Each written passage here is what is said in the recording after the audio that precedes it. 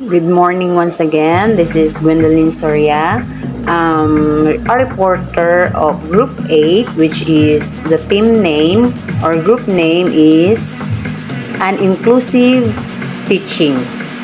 And today's video, we are going to report about the developing skills, which is my assignment to report and to discuss what is developing skills or developing study skills. Let's start. Developing study skills is an array of skills which describes the process of organizing, taking new information, and retaining information or dealing with assessment.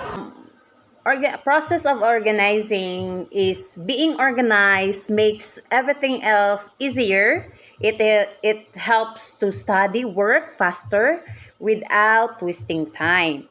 And two, taking new information. Take notes on your reading assessments, rewrite or condense notes and lectures, note to study, summarize important ideas in your own words. And retaining information or dealing with assessments, teach what you have learned to someone. Don't force yourself to study on a long night. So give space on yourself to relax and especially your brain. They are the discrete techniques that can be learned, and they can be learned usually in short time, and most of all it can be applied to all all field in the studies. The importance of the study skills are good study skills can increase confidence, competence, and self-esteem. They can also reduce anxiety about tests and deadlines by developing effective study skills. We may be able to cut down on the numbers of hours spend time on studying, leaving more time for other things in our life. Because of that, we can save our time in study if we have the techniques of developing our study skills. Some techniques to improve study skills. Find a good spot to study, like the place, the ambience, the quiet place that can absorb your learning into your brain. And two, stay away from your phone. I think it is impossible, but if you want to develop your study skills, you must do it. Stay away from your calls because it can make 100% distractions in your study skills, developing your study skills. Then number three, take a break and take care of yourself. Don't make too much stress or give too much stress of yourself, because stress cannot make you learn. Number four, organize your lecture works. Take down notes. What are the right shorts, keywords to easier to remember.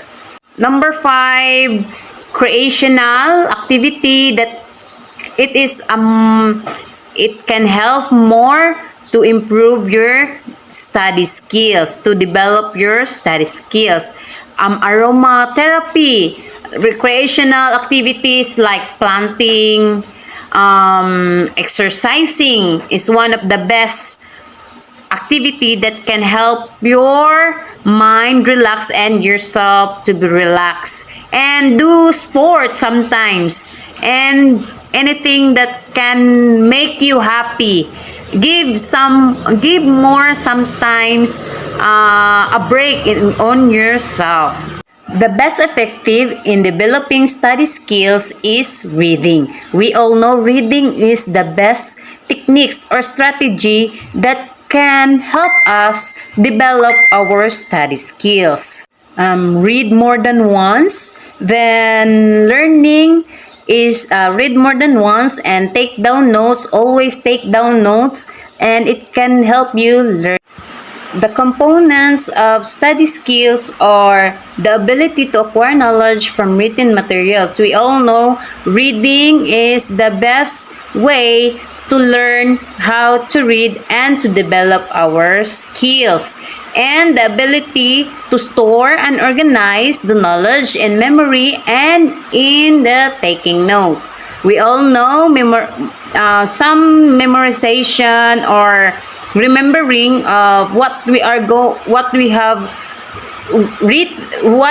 written or what we have read is the best way to answer the examination by the day that our teacher and instructors made an exams.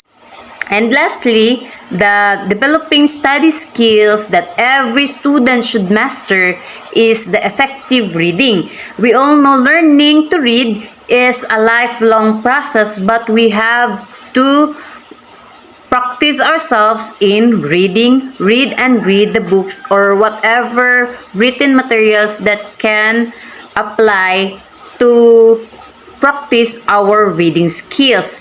And the memorization. Through memorization, a study skills that will follow a student throughout their academic career and beyond. Memorization help us not totally memorize all the details, but only keywords or hints that can easily for you to answers the questions that or the exams that are going made by the instructors or the teachers by the day that you have an examination. And note taking, take notes the previous discussions that made by your teachers with the class.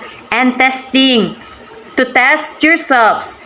For example, try to practice yourself testing about the discussions that you have in the day that you have discussing.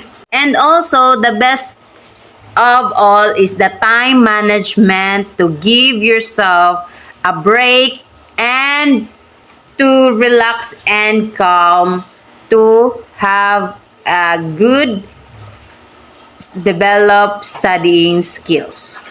That would be all in my part, the topic about developing study skills. The next part would be reported by Miss Quijano and Miss Kiaot.